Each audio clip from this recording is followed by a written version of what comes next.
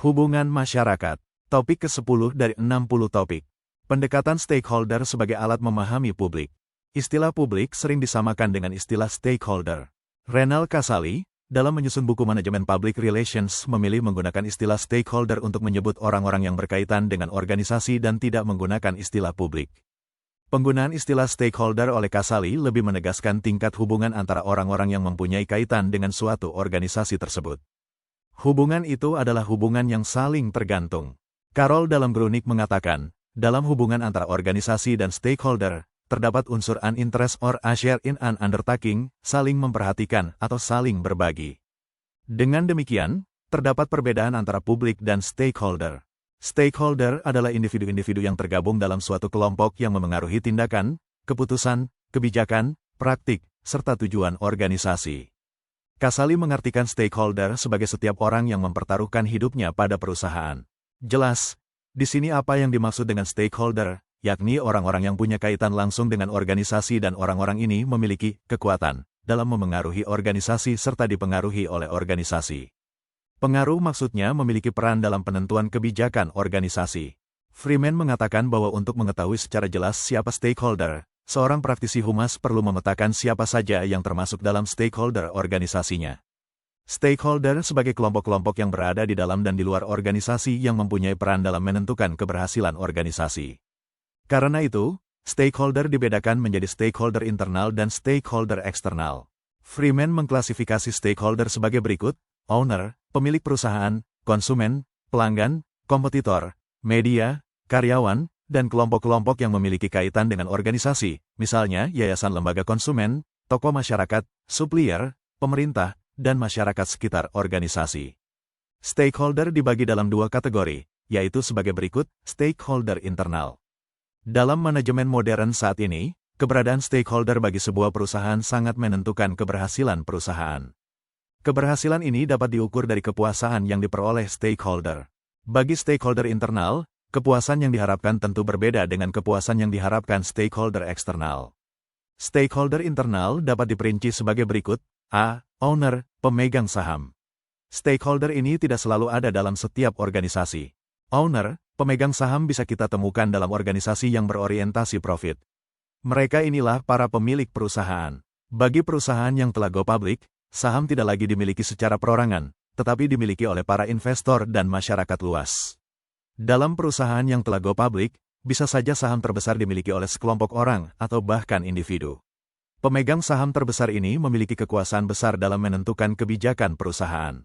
Kasali mengatakan bahwa dalam perusahaan yang masih menganut paham paternalistik, yakni memberikan peran besar pada orang yang dianggap senior atau tua, misalnya pemegang saham mayoritas, jika perusahaan tersebut dikelola manajer profesional, bobot keputusan masih disandarkan kepada pemegang saham mayoritas. Namun, jika saham tidak lagi terkonsentrasi pada pemegang saham tertentu, individu, manajemen dapat leluasa mengelola perusahaan. B. Manajer dan top eksekutif. Manajer dan top eksekutif termasuk stakeholder internal. Mereka adalah para manajer atau seseorang yang mengepalai suatu divisi atau bagian. Peran mereka bagi perusahaan sangat besar. Sebagai profesional yang digaji untuk mengelola perusahaan, mereka menentukan maju mundurnya perusahaan. C. Karyawan. Karyawan merupakan stakeholder internal terbesar dalam perusahaan. Peran mereka juga tidak dapat diabaikan. Organisasi, terutama organisasi profit, tidak dapat hidup kalau tidak didukung oleh karyawan. Bergeraknya roda perusahaan ditentukan oleh karyawan. Yang dimaksud karyawan adalah orang-orang yang berada di dalam organisasi atau perusahaan yang tidak mempunyai jabatan struktural. Walaupun dalam proses pengambilan keputusan peran mereka tidak besar, peran mereka untuk mencapai tujuan organisasi sangat besar. Misalnya, apa yang terjadi jika seluruh karyawan melakukan mogok massal? Pasti kerugian tak ternilai diderita perusahaan tersebut. D. Keluarga karyawan. Keluarga karyawan merupakan stakeholder yang cukup berarti bagi organisasi. Walaupun tidak secara langsung memengaruhi perusahaan, keberadaan keluarga karyawan memengaruhi kinerja perusahaan. Karyawan akan bekerja dengan baik jika keadaan keluarganya baik-baik saja. Itu artinya jika perusahaan tidak memberikan kesejahteraan yang cukup bagi karyawan, keluarga karyawan tidak dapat hidup layak. Hal ini akan memengaruhi kinerja karyawan. Buruknya kinerja karyawan akan berdampak pada produktivitas perusahaan. Stakeholder eksternal. Stakeholder eksternal adalah unsur-unsur yang berada di luar kendali organisasi. Yang dimaksud di luar kendali organisasi adalah organisasi tidak memiliki kewenangan mengatur mereka, seperti halnya organisasi mengatur karyawan. Namun demikian, mereka memiliki pengaruh besar bagi organisasi. Bahkan, sebuah perusahaan bisa bangkrut oleh ulah stakeholder eksternal. Misalnya, sebuah perusahaan produk makanan diekspos oleh media karena dianggap produknya mengandung bahan makanan tidak halal. Seperti diketahui, penduduk Indonesia mayoritas beragama Islam dan mereka adalah konsumen terbesar. Isu tentang produk makanan tidak halal dapat mengakibatkan turunnya penjualan. Disinilah stakeholder eksternal dapat memengaruhi organisasi. Contoh lain adalah media massa. Media massa bisa membesarkan sebuah perusahaan, tetapi bisa juga menghancurkan sebuah perusahaan. Pemberitaan negatif tentang produk kosmetik X yang dikabarkan menggunakan bahan baku tidak halal akan menurunkan penjualan, mengingat sebagian besar konsumen produk kecantikan beragama Islam. Berikut klasifikasi stakeholder eksternal. A. Konsumen. Konsumen merupakan kelompok yang juga menentukan keberadaan organisasi. Bagi perusahaan profit, mereka tidak dapat hidup jika tidak memiliki stakeholder konsumen. Konsumen adalah para pemakai produk yang terdiri dari berbagai kelompok. Konsumen bisa kita kelompokkan berdasar jenis kelamin, laki-laki dan perempuan, umur, anak-anak, remaja, dewasa, tempat tinggal, kota desa, pekerjaan, pendidikan, selera, hobi. Jeffkins mengatakan bahwa konsumen tidak hanya individu, tetapi juga perusahaan yang membeli produk untuk diolah dan dijual kembali dalam bentuk lain. Misalnya, konsumen bahan setengah jadi dan konsumen bahan mentah, terigu diolah menjadi roti. B. Penyalur. Penyalur disebut juga sebagai distributor. Mereka menangani fungsi perantara antara produsen dan konsumen. Perlu diketahui, dalam memasarkan produk, sebuah perusahaan tidak selalu langsung menjual produk kepada konsumen, tetapi ia memerlukan distributor yang melakukan kontak dengan para pengecer yang kemudian menyalurkannya kepada konsumen. Produk yang menggunakan distributor, penyalur, atau agen, misalnya, adalah produk elektronik, handphone, makanan, bahan pembersih, sabun mandi, sabun deterjen, mobil, sepeda motor, dan sebagainya.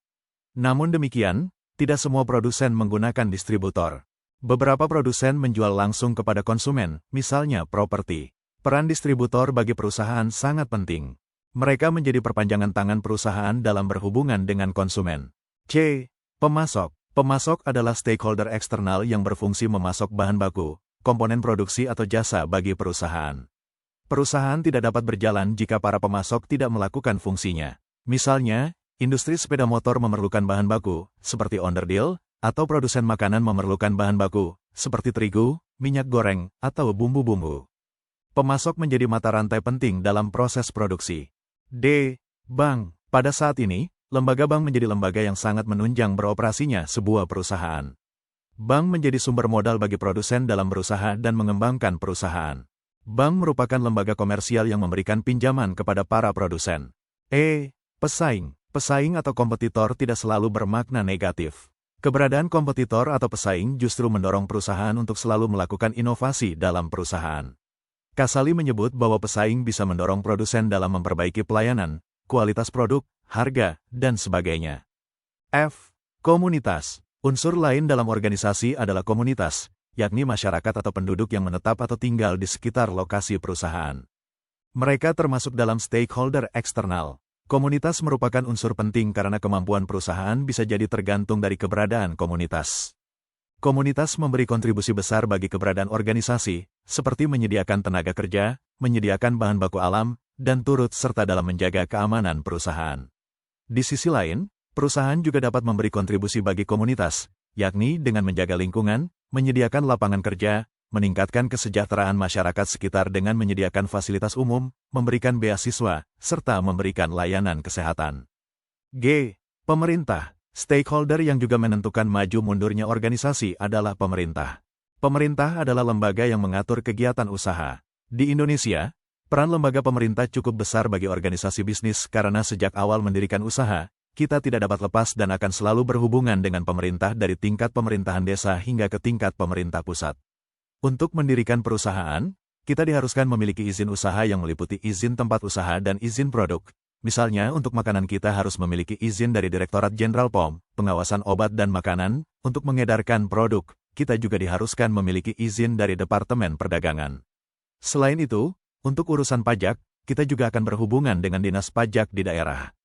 Dengan demikian, Peran pemerintah bagi organisasi sangat besar karena pemerintah yang mengatur, melindungi, menetapkan aturan hukum, dan sebagainya. H. Kelompok pemerhati. Kelompok pemerhati atau bisa juga disebut kelompok penekan, pressure group, merupakan stakeholder yang cukup penting. Kelompok ini pendapatnya bisa memengaruhi masyarakat dan berdampak pada organisasi. Misalnya, Yayasan Lembaga Konsumen Indonesia, YLKI, Wahana Lingkungan Hidup Indonesia, WALHI, Yayasan Anak Indonesia, dan sebagainya merupakan lembaga yang memiliki pengaruh besar pada masyarakat. Sebagai contoh, YLKI mengeluarkan pernyataan bahwa hasil uji laboratorium terhadap sejumlah makanan suplemen ternyata banyak yang tidak memenuhi standar kesehatan. Pernyataan ini tentu akan memengaruhi konsumen suplemen dan berakibat pada penurunan penjualan. Oleh karena itu, kelompok ini merupakan stakeholder yang cukup besar pengaruhnya pada organisasi. I. Media massa. Media massa merupakan stakeholder yang kalau dilihat secara fisik letaknya jauh di luar organisasi. Namun, media massa atau pers merupakan unsur penting bagi organisasi. Ia bisa jauh dan bisa dekat. Pers bisa menjadi teman, tetapi juga bisa menjadi musuh. Mengapa demikian? Pers merupakan lembaga yang dapat membentuk pendapat publik. Apa yang disampaikan media akan dianggap benar adanya oleh masyarakat. Misalnya, berita tentang produk jamu pelangsing yang mengandung bahan berbahaya. Berita ini dipercaya masyarakat sebagai kebenaran. Masyarakat terpengaruh dan tidak membeli produk tersebut. Bagi organisasi, berita yang demikian bisa jadi belum tentu sesuai realitas atau fakta, akan membuat media menjadi musuh. Media juga menjadi teman karena tanpa media, organisasi tidak akan dikenal luas oleh masyarakat. Melalui media, organisasi menyebarluaskan informasi kepada masyarakat luas tentang aktivitas organisasi. Kita tidak mungkin mengunjungi satu persatu stakeholder kita. Karena itu, untuk berkomunikasi dengan stakeholder yang jumlahnya besar dan tersebar, kita memerlukan media. Agar pesan-pesan kita dimuat di media, kita harus menjalin hubungan dengan media. Itulah materi topik ke-10 hubungan masyarakat, dimaksudkan untuk membantu para mahasiswa dan menjadi wawasan bagi masyarakat umum. Tutorial dituturkan dan disubtitelkan agar dapat ditonton, dibaca sambil didengarkan. Untuk pemahaman yang lebih baik, putar dan dengarkan video tutorial berulang-ulang. Subscribe dan like, agar Anda mendapatkan update konten. Bagikan juga link video ini, agar teman lain juga mendapatkan manfaat channel ini. Sekian dan terima kasih. Sampai jumpa.